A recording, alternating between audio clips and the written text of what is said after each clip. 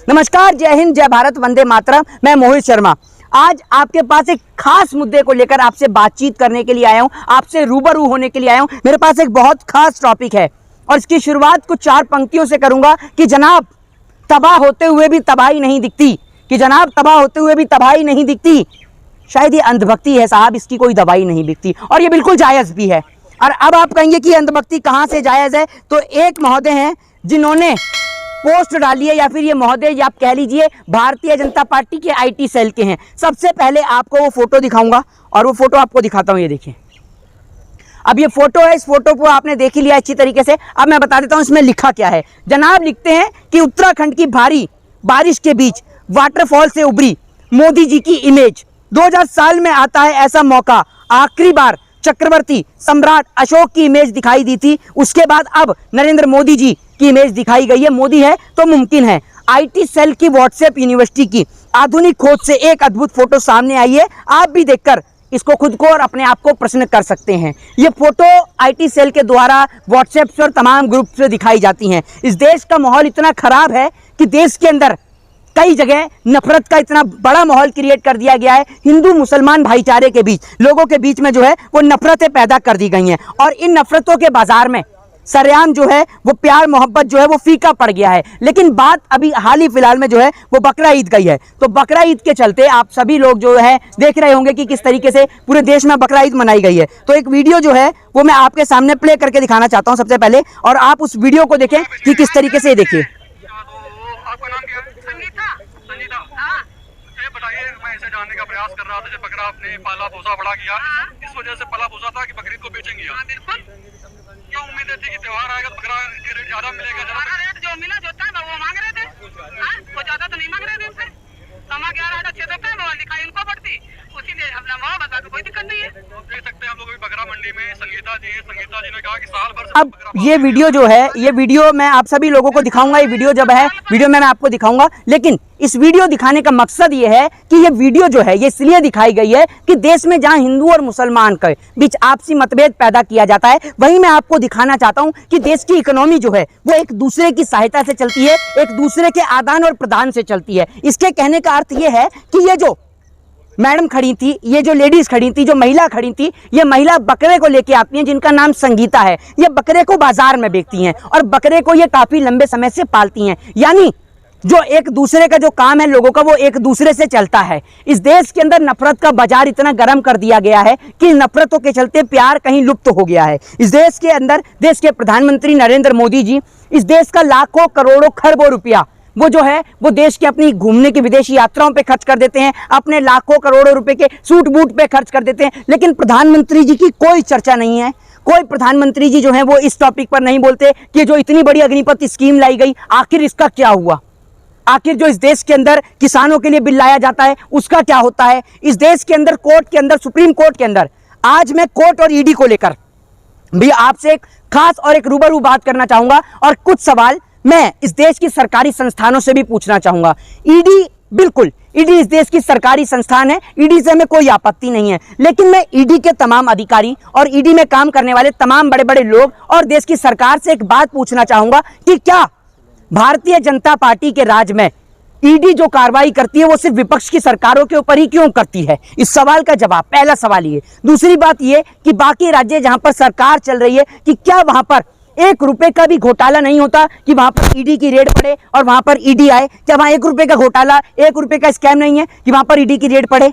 दूसरी बात, सबसे बड़ा प्रश्न जो सुप्रीम कोर्ट के ऊपर खड़ा होता है, कोर्ट के अंदर अगर मुद्दा जाए इस देश के अर्नब गोस्वामी जैसे पत्रकारों का, कोर्ट के अंदर मुद्दा जाए महाराष्ट्र की सरकार का, तो कोर्ट में तुरंत इंसाफ मिल जाता है। वहीं समय से चल रहे, एक लंबे अरसे से चल रहे केस, सालों से चल रहे, एक लॉन्ग पीरियड और कई महीनों से, सालों से चल रहे केस जिन्हों में सुनवाई नहीं होती है, जिन्हों में लोगों को इंसाफ नहीं मिलता है, लोग इंसाफ की गुहार लगाते लगाते इस कोर्ट का दरवाजा ठकठकाते हुए, खटखटाते हुए लोग अपना दम तोड़ देते हैं या फिर कह लीजिए अपने प्राणों को छोड़ देते हैं। लोग कोर्ट से, न्यायपालिका से इंसाफ की गुहार लगाना बंद कर देते हैं। कहा जाता है कि ये अंधा कानून है, कोर्ट के ऊपर काले कलर की पट्टियां मंडी रहती हैं और बहुत सारी तरीके की बात जो इस देश की अदालतों के लिए कही जाती है। लेकिन जब इस देश की अदालतें फैसला सुनाती हैं तो उन अदालतों के फैसलों को जो है अगर वो सरकार के पक्ष में ना हो तो उनके लिए बहुत सारे सवाल खड़े कर दिए जाते हैं। कई बार जो सामने आकर पूर्व जजेस जो अपने पद से अब हट चुके हैं या रिटायर हो चुके हैं, वो पूर्व जजेस सामने आकर या फिर बहुत सारे सेना के जवान सामने आकर कुछ इस प्रकार के ट्वीट करते हैं और सरकार पे आरोप और प्रत्यारोपण करते हैं और सरकार की नीतियों का खुलासा करते हैं। तो वही मौजूदा दौर के जजेस भी इस बात को लेकर कहते हैं कि उनके ऊपर प्रेशर बनाया जाता है कि क्या इस देश के अंदर न्यायपालिका निष्पक्ष नहीं रही है, क्या इस देश के अंदर कोई भी सरकारी संस्थान निष्पक्ष नहीं रहा है, क्या इस देश के अंदर अब एक आम आदमी को इंसाफ की, निष्पक्षता की गुहार लगाना उसके लिए एक अपराध और जुर्म हो चुका है। क्या इस देश के अंदर प्यार बांटना एक अपराध है? क्या इस देश के अंदर हिंदू होकर गलत नीतियों को उजागर करना, भारतीय जनता पार्टी के खिलाफ बोलना, क्या यह हिंदुत्व का प्रमाण नहीं है? अगर मैं हिंदू हूं, मैं सरकार की आलोचना करता हूं, सरकार के खिलाफ बोलता हूं, सरकार की आलोचना करने से मेरे को कोई फायदा नहीं है। मैं सरकार की आलोचना इसलिए करता हूं, मेरे को कोई फायदा या मेरे घर में कोई राशन नहीं आ रहा है। सरकार की आलोचना करने का मकसद यह है कि सरकार जो नीतियां, जो नियम और जो कानून बना रही है लोगों को एक धर्म की आड़ में लाकर, वो कानून इतने जहरीले हैं कि वो भारत देश को कहीं ना कहीं श्रीलंका के रास्ते पर और श्रीलंका के पदचिन्हों पर ले जा सकते हैं, जिसका अंत सिर्फ भारत देश की तबाही पर जाकर खत्म होता है। भारत देश आज कहीं ना कहीं इकोनॉमी के माध्यम से श्रीलंका के ही रास्ते पर चल रहा है और ऐसे ही कोई सत्यानाशी नहीं बन जाता है। सत्यानाशी बनने में भी एक लंबा समय लगता है। मैं आपको बता दूं, मोदी जी का एक बहुत ही बड़ा और फेमस डायलॉग है और जिसको आप सभी लोगों ने सुना भी होगा कि सबका साथ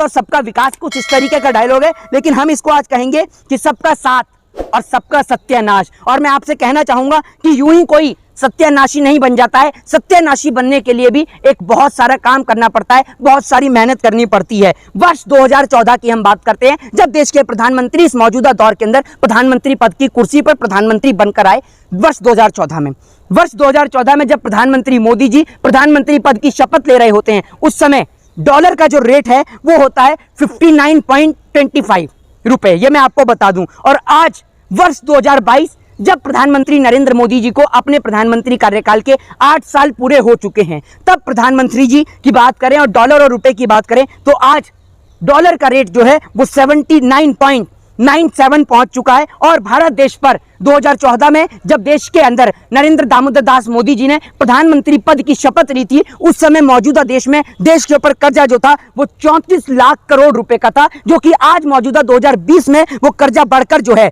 128 लाख करोड़ रुपए का हो चुका है। देख लीजिए, 18 घंटे काम करने का क्या आप लोगों को एक तरीके का लाभ मिला है। यह लाभ इस प्रकार का लाभ है कि इस लाभ की हानि पूरे देश को चुकानी पड़ेगी। भारत देश के अंदर नफरत इतनी तादाद पे पहुंच गई है कि पत्रकारों के ऊपर बहुत सारे सवाल खड़े करे जाते हैं। तो पत्रकारों के लिए मैं यही कहना चाहूंगा कि journalism is not a crime.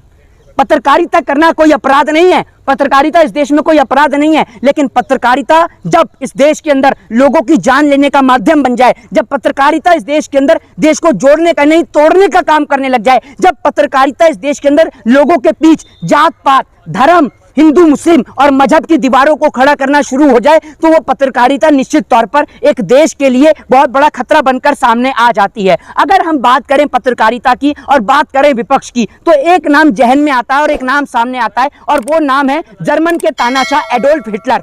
German के तानाशाह एडोल्फ हिटलर के बारे में जब आप पढ़ेंगे तो एडोल्फ हिटलर के बारे में आप ये जानेंगे कि एडोल्फ हिटलर किस तरीके से अपने बुराइयों को सुना नहीं करते थे। उनको विपक्ष से एक बहुत तकलीफ थी, उनको एक ऐसे समुदाय से बहुत नफरत थी जो उनका विरोध किया करते थे। कहीं ना कहीं प्रधानमंत्री नरेंद्र मोदी जी को भी आज विपक्ष से नफरत है, तभी उनके द्वारा प्रयोजित, उनके द्वारा चलाए जाने वाले, उनकी पार्टी के सांसदों के द्वारा चलाए जाने वाले चैनल पर लगातार विपक्ष को बदनाम किया जाता है और विपक्ष की छवि को धूमिल किया जाता है। एक बात आप लोग समझ लीजिए और कान खोलकर अपने दिमाग में बैठा लीजिए कि आप लोग हिंदू और मुसलमान के नाम पर जितना लड़ रहे हैं, लड़ते रहिए।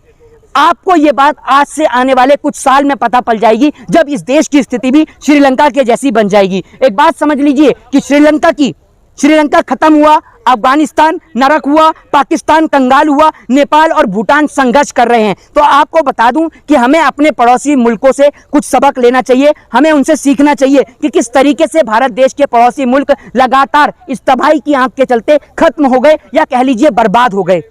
भारत देश के अंदर इस प्रकार की स्थिति उत्पन्न ना हो, भारत देश की छवि खराब ना हो, और हमें भारत देश से बहुत प्यार है। भारत देश में रहने का मुझे बहुत गर्व होता है कि मैंने भारत जैसी मिट्टी में जन्म लिया, जिस देश की मिट्टी लोगों को जोड़ना सिखाती है, तोड़ना नहीं। लेकिन बीते कुछ सालों में इस देश के अंदर नफरत का जैसे पहाड़ टूट पड़ा है। इस देश में सर पे टोपी और माथे पे तिलक लोगों को लड़ाने का काम कर रहा है। कुछ इस प्रकार से एक माइंड क्रिएट किया जा रहा है कि टोपी और तिलक नफरत फैलाने का काम करती है, जबकि अगर कहीं किसी मंदिर की जगह पर या किसी मस्जिद की जगह पर मंदिर बना दिया जाए तो वहां पर भी ईश्वर की और अल्लाह की आराधना होती है, और मंदिर की जगह पर मस्जिद बना दिया जाए तो भी ईश्वर की और अल्लाह की आराधना होती है। मुझे यह समझ में नहीं आता कि हम जाति और धर्म के नाम पर और समुदाय के नाम पर आज भी क्यों लड़ रहे हैं। अमेरिका जैसी कंट्रियां, चाइना जैसी कंट्रियां जो अपने देश को और आगे बढ़ाने में लगी हैं, वहीं हम आज भी इस देश के अंदर 2022 के अंदर हिंदू और मुसलमान के नाम पर लड़ते हैं। तो आप लोगों से एक प्रश्न के साथ आप लोगों से अलविदा लेना चाहूंगा, आप लोगों से एक सहमति लेना चाहूंगा कि क्या आप लोगों को लगता है कि इस देश के अंदर जिस तरीके से सेना के जवानों को चौकीदार बनाया गया, देश के किसानों को गुलाम बनाया गया, या कह लीजिए उद्योगपतियों के अंदर उनको काम करने के लिए उनको किस तरीके से गुलाम बनाने का प्रोजेक्ट रेडी किया गया, क्या आपको नजर नहीं आ रहा कि इस देश के अंदर जो सरकार चल रही है वो कॉर्पोरेटरों की सरकार है? अगर आप मेरी इस बात से सहमत हैं और आपको वीडियो अच्छी लगी तो अपने दोस्तों तक इस वीडियो को पहुंचाइए और इस देश के अंदर एकता को फैलाने का काम करिए, इस देश के अंदर लोगों को जोड़ने का काम करिए, लोगों को धर्म के बारे में जानकारी दीजिए कि क्या धर्म है, क्या सनातन धर्म की परिभाषा है। सनातन धर्म की वही परिभाषा है कि भूखे को रोटी और प्यासे को पानी, ये सनातन धर्म की परिभाषा है। इस परिभाषा को उजागर कीजिए, इस देश के अंदर लोगों को बताइए कि कैसे इस देश के अंदर हिंदू, मुस्लिम, सिख, ईसाई देश की आज़ादी से ही साथ रहता आया है। और अगर आपको नारे लगाने हैं जय श्री राम के, तो राम के नारे किसी मस्जिद के बाहर नहीं, राम के नारे आप मंदिर के अंदर लगाइए। आपको अल्लाह अकबर के नारे लगाने हैं तो अल्लाह अकबर के नारे आप सड़क पे, बीच चौराहे पे मत लगाकर आप मस्जिद के अंदर लगाइए, क्योंकि जब आप नारे मंदिर के अंदर या मस्जिद के अंदर लगाएंगे तो आपका ईश्वर, आपका अल्लाह एक होगा। क्योंकि आप इस देश के अंदर जब लोगों को जोड़ने की बात करेंगे तो ये देश तरक्की करेगा। जब ये देश तरक्की करेगा तो इस देश की तरक्की से अपने आप वो मुल्क जो हमारे देश के अंदर सीज़फायर तोड़ते हैं या हमारे देश की बर्बादी का इंतजार करते हैं, उन लोगों के मुंह पर एक कड़ा तमाचा और जूता पड़ेगा। उन मुल्कों का नाम लेने की जरूरत नहीं है क्योंकि वो कंगाल मुल्क हैं, लेकिन मैं जानता हूं कि हिंदुस्तान एक तेजी से बढ़ती अर्थव्यवस्था थी और वापस से पटरी पर आएगी। लोगों को इस पर विचार करना चाहिए। जय हिंद, जय भारत, वंदे मातरम।